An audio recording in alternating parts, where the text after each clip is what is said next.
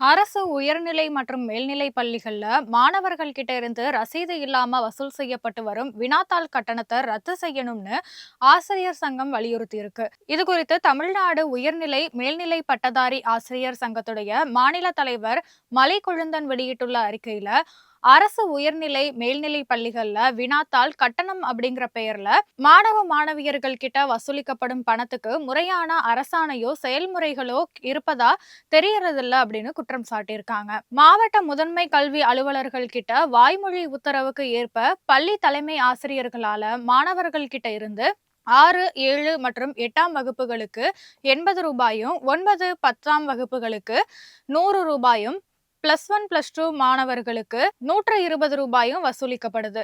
இப்படி வசூல் செய்யப்படும் பணத்துக்கு பெற்றோருக்கு முறையான ரசீது எதுவும் கொடுக்கறது இல்ல. உயர்நிலை மேல்நிலை பள்ளிகள்ல படித்து வரும் மாணவர்கள் கிட்ட மட்டுமே வசூல் செய்யப்படுவதால பள்ளிகள்ல ஆசிரியர்கள் கிட்ட பெற்றோர்கள் வாக்குவாதத்துல ஈடுபடுறதாகவும் உடனடியா வினாத்தாள் கட்டணத்தை ரத்து செய்ய நடவடிக்கை எடுக்கணும்னு ஆசிரியர் சங்கத்தினர் அரசுக்கு கோரிக்கை விடுத்திருக்காங்க.